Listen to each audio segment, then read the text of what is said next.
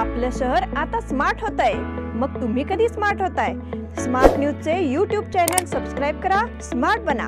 नोटिफिकेशनसाठी bell icon पर click करा। नमस्कार, मैं ओमकार अंगड़ी। स्मार्ट प्लस के आज के समाचार में आपका स्वागत। नजर सबसे पहले सुर्खियों पर।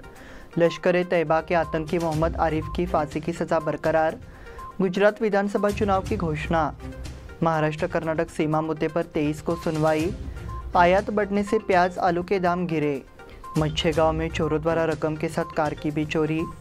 रिंग रोड मामले में 648 आपत्तियां दर्ज, कल आखिरी दिन। चोरला घाट के बेलगाम गोवा विकास योजना का विरोध। गन्ना किसानों का कारखाना मालिकों को निवेदन।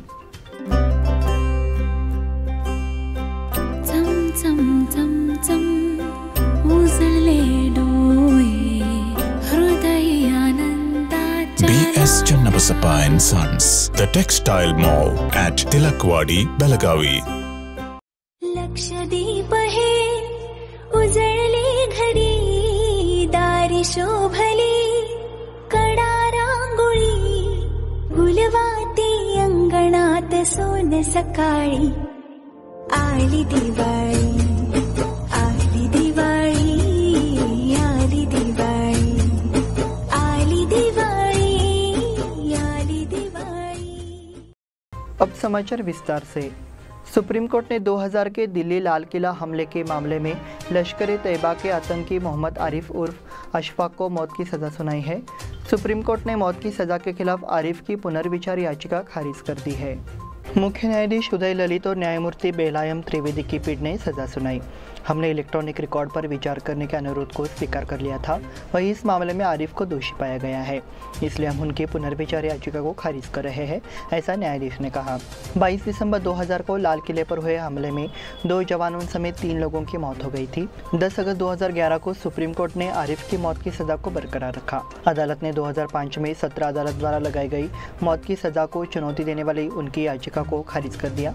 फिर 2014 में सुप्रीम कोर्ट ने इस सज़ा पर अमल पर रोक लगा दी। आरिफ मूल रूप से पाकिस्तान के एबटाबाद के रहने वाले हैं। उन्होंने लाल किले पर 7वीं राजपूताना राइफल्स पर अंधाधुंध फायरिंग की थी। गुजरात विधानसभा चुनाव की घोषणा। गुजरात विधानसभा चुनाव 2 चरणों में 1 और 5 दिसंबर को होंगे। नतीजे 8 दिसंबर को घोषित किए जाएंगे। चुनाव आयोग ने इस संबंध में कार्यक्रम की घोषणा कर दी है। गुजरात के इस साल के विधानसभा चुनाव, जहां पिछले 25 सालों से बीजेपी सत्ता में है, पूरे देश का ध्यान अपनी ओर खींचा है। इस बार मुकाबला सिर्फ बीजेपी और कांग्रेस के बीच नहीं होगा, बल्कि दिल्ली और पंजाब में ज़बरदस्त जीत हासिल करने वाली आप भी गुजरात के अखाड़े में कूद पड़ी है। इसलिए हर कोई इस बात पर ध्यान दे रहा है कि इस बार प्रधानमंत्री नरेंद्र मोदी के घरेलू मैदान पर कौन जीतेगा। ऐसे में केंद्रीय चुनाव आयोग ने गुरुवार को प्रेस कॉन्फ्रेंस कर गुजरात विधानसभा चुनाव कार्यक्रम का ऐलान किया। इसके मुताबिक गुजरात विधानसभा चुनाव 2 चरणों में होंगे। पहले चरण का मतदान 1 दिसंबर को होगा, जबकि दूसरे चरण का मतदान 5 दिसंबर को होगा। साथ ही रिजल्ट 8 दिसंबर को घोषित किया जाएगा। महाराष्ट्र कर्नाटक सीमा मुद्दे पर 23 को सुनवाई। महाराष्ट्र कर्नाटक सीमा मुद्दे को लेकर सुप्रीम कोर्ट में दाखिल दावे की अगली सुनवाई 23 नवंबर को होगी। इससे पहले मामले की सुनवाई 30 अगस्त को हुई थी, लेकिन कर्नाटक सरकार के वकील ने समय मांगा, इसलिए सुनवाई टाल दी गई। मंगलवार को हुई काला दिन जनसभा में महाराष्ट्र एकीकरण समिति के सचिव मालोजी आष्टेकर ने जानकारी दी है कि दावे की अगली सुनवाई 23 नवंबर को होगी। सुप्रीम कोर्ट में सुनवाई से सीमा मुद्दे पर दावे में तेजी आएगी। 2004 में सीमा प्रश्न पर महाराष्ट्र सरकार की ओर से सुप्रीम कोर्ट में मुकदमा दायर किया गया था। इस मामले में महाराष्ट्र और केंद्र सरकार आमने सामने है। सीमा विवाद को 66 साल हो चुके हैं। इनमें से 18 साल कोर्ट की लड़ाई रही है। सीमा प्रश्न पर 2014 में मुद्दों को तय किया गया है। एक आयोग नियुक्त किया गया है और गवाही की रिकॉर्डिंग के लिए बुलाया गया है। आयात बढ़ने से प्याज आलू के दाम गिरे। कृषि उपज मंडी समिति में प्याज की 75 गाड़ियां दाखिल हो गई।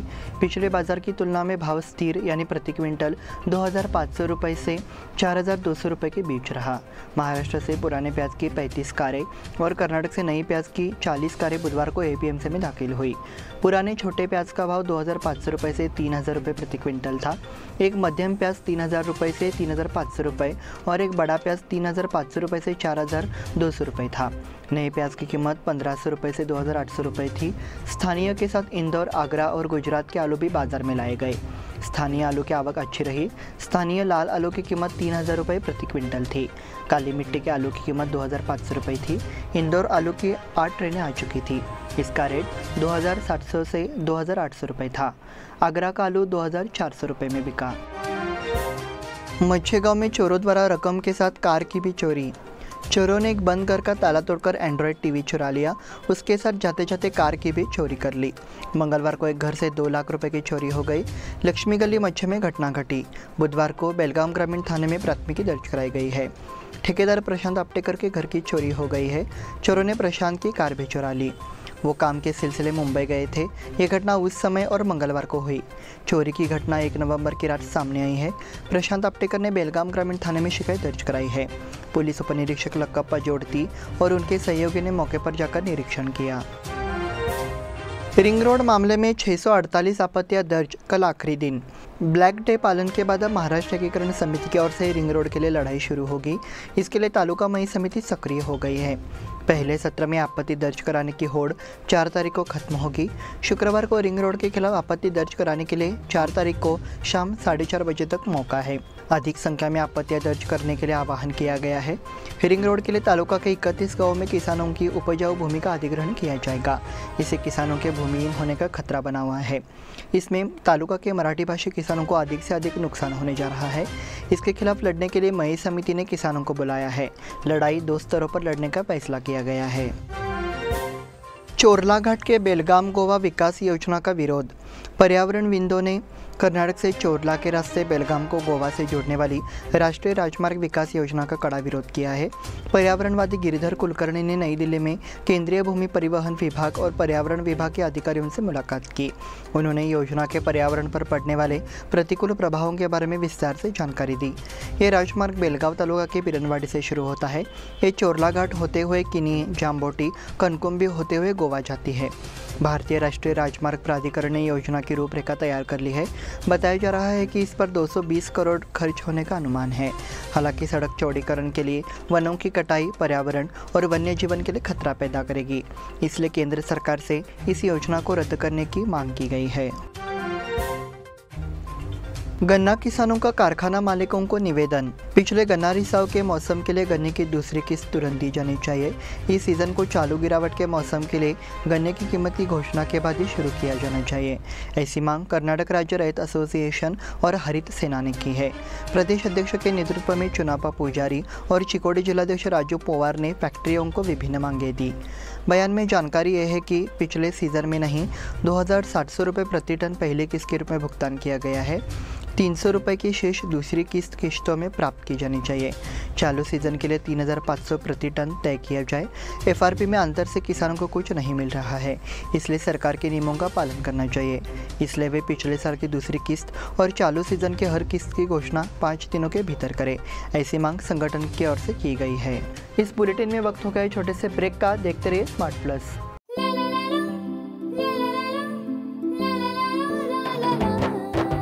जले दीप अंगना में होगी रोशन दुनिया, पलकों तले छा जाए चांद तारों का साया।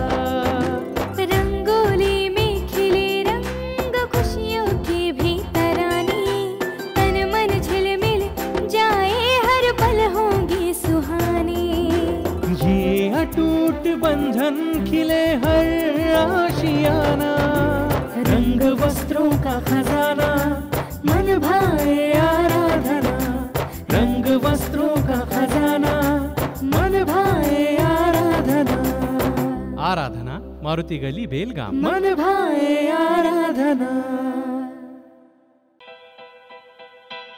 बेलगाम वासियों के पसंद में उतरा उड़ान बार एंड रेस्टोरेंट। सोशल डिस्टेंसिंग का ख्याल रखते हुए हमारा स्टाफ देता है बेहतरीन सर्विस का विश्वास। यहां है पार्टी और फंक्शन के लिए 3 आलीशान हॉल, कारपोरेट डिनर मीटिंग के लिए 3 अलग कक्ष, आईपीएल मैच देखने के लिए 3 बड़े स्क्रीन की विशेष सुविधा। इसके साथ ही साफ सुथरा किचन, जहां हमारा वेल क्वालिफाइड स्टाफ देता है क्वालिटी और हाइजीनिक फूड की गारंटी। तो फिर खाने की हो बात तो आना परिवार के साथ। उड़ान बार एंड रेस्टोरेंट, लिंगराज कॉलेज के पास, बेलगावी। फोन 0831243577। ब्रेक के बाद फिर से आपका स्वागत। बढ़ते हैं अगले समाचार की ओर। ईसाइयों द्वारा बुधवार को ऑल सोल्स डे मनाया गया। इस अवसर पर सेंट जेवियर स्कूल के प्राचार्य रेवरेंड फादर बैक्स ने समुदाय के सदस्यों को मार्गदर्शन किया। वो गोल्फ कोर्स के पास एक कब्रिस्तान में आयोजित एक समारोह में बोल रहे थे। उन्होंने लोगों से स्वयं को शुद्ध करने के लिए अपने सभी पापों का प्रायश्चित करने की भी अपील की। ईसाई 2 नवंबर को ऑल सोल्स डे के रूप में मनाते हैं। प्रथा के अनुसार ईसाई भाइयों ने सुबह चर्च में प्रार्थना की, फिर कब्रगाह में गए और विशेष पूजा अर्चना की। शहर के विभिन्न ईसाई कब्रिस्तानों में विशेष सामूहिक प्रार्थना का आयोजन किया गया। इस अवसर पर कब्रिस्तान की साफ सफाई और रंग रोगन किया गया। समारोह के मुख्य अतिथि रेवरेंड फादर विजय मेडिन थे। फादर जो डिसूजा इस अवसर पर पिता सोलन एवं अन्य धर्मगुरु उपस्थित थे। कित्तूर में पूर्व मंत्री विनय कुलकर्णी के जन्मदिन के उपलक्ष्य में 7 नवंबर को भव्य कार्यक्रम। लोकप्रिय कांग्रेस नेता और पूर्व मंत्री विनय कुलकर्णी के जन्मदिन के उपलक्ष्य में 7 नवंबर को कित्तूर में जननमन कार्यक्रम मनाया जाएगा। इसमें 1.5 लाख से ज़्यादा लोग हिस्सा लेंगे। इस संबंध में पत्रकारों से बात कर रहे हैं लक्ष्मी हेब्बालकर और विधान परिषद सदस्य चन्नाराज हट्टीहोली ने कहा कि AICC अध्यक्ष मल्लिकार्जुन खड़गे, विधानसभा में विपक्ष के नेता पूर्व मुख्यमंत्री सिद्धरामैया, KPCC अध्यक्ष DK शिवकुमार, अभियान समिति के अध्यक्ष MB पाटिल, फिल्म अभिनेता दर्शन सहित कई नेता भाग लेंगे। उन्होंने कित्तूर में संवाददाता सम्मेलन में कहा कि कार्यक्रम 7 तारीख को कित्तूर में शाम 4 बजे होगा। सतीश जारकीहोली के साथ KPCC के सभी सह कार्यकारी अध्यक्ष, पूर्व मंत्री, विधायक, नेता और राज्य भर के कई गणमान्य व्यक्ति और महंत भाग लेंगे। कोर्ट के आदेश के अनुसार विनय कुलकर्णी के धारवाड़ जिले में जाने पर प्रतिबंध है। यह कार्यक्रम कित्तूर शहर में आयोजित किया गया है। हंचीनाल कोकनोली रोड के लिए भाजपा कार्यकर्ताओं का निवेदन। यहाँ के भाजपा कार्यकर्ताओं और ग्रामीणों की ओर से हंचीनाल कोकनोली मार्ग को डामरीकृत करने की मांग की है। इस मांग का निवेदन अन्ना साहेब जोल्ले और मंत्री शशिकला जोल्ले को दिया गया। हंचीनाल से कोकनोली तक की 5 किलोमीटर की सड़क की हालत खस्ता है, इसलिए यहाँ भाजपा कार्यकर्ताओं की ओर से उक्त सड़क को तत्काल डामरीकृत करने की मांग करते हुए जोल्ले दंपति को एक बयान दिया गया। चिकोड़ी के सांसद अन्ना साहेब जोल्ले ने उक्त मांग का बयान को स्वीकार कर लिया और प्रतिनिधिमंडल को जल्द से जल्द गुणवत्तापूर्ण और मजबूत सड़क बनाने का आश्वासन दिया। यह जानकारी वीरशैव गणेश मंदिर सेवा समिति के अध्यक्ष मधुकर चौगुले द्वारा आयोजित संवाददाता सम्मेलन में दी गई। मत्तीवाड़े गांव में लंपी स्किन बीमारी से बैल की मौत। पिछले 2-3 महीने से देश में बैल और भैंस लंपी स्किन बीमारी से पीड़ित है और इस बीमारी से कई जानवरों की मौत हो चुकी है। बुधवार 2 को मत्तीवाड़ी गांव के किसान खांडू भाऊ पोटले की लंपी स्किन बीमारी से मौत हो गई और किसान की मौत हो गई। एक व्यवसाय के रूप में किसान अपनी आजीविका के लिए जोड़ी बैल बनाता है। बेमौसम बारिश के कारण किसानों को पहले ही भारी नुकसान हो चुका है।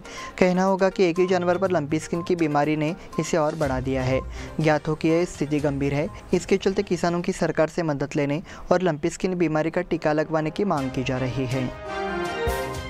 कार्तिक एकादशी के अवसर पर कल विशेष पूजा। कार्तिक एकादशी के अवसर पर शुक्रवार को नगर उपनगरों के विठ्ठल मंदिरों में विशेष पूजा होगी। तुलसी विवाह शनिवार 5 बजे से शुरू होगा। सोमवार 7 तारीख तक तुलसी विवाह किया जा सकता है। शाहपुर क्षेत्र में कार्तिकी पूर्णिमा पर लक्ष्मी पूजन किया जाता है। यह सोमवार के शाम के बाद लक्ष्मी पूजा करने का समय है। लक्ष्मी पूजा और तुलसी विवाह एक साथ किया जा सकता है। जो नागरिक दीपावली की अमावस्या के दिन लक्ष्मी पूजा नहीं कर सके वे सोमवार को लक्ष्मी पूजा कर सकते हैं। किला झील क्षेत्र में डायनासोर की प्रतिकृति का निर्माण। अब किले झील के सौंदर्यीकरण के हिस्से के रूप में डायनासोर, गॉडजिला और अन्य जीवों की प्रतिकृतियां खड़ी की जा रही है। किले के तालाब का सौंदर्यीकरण किया जा रहा है। इसमें बोटिंग, दुकान, गार्डन, खिलौने समेत करीब 5.5 करोड़ का प्रोजेक्ट तैयार किया गया है।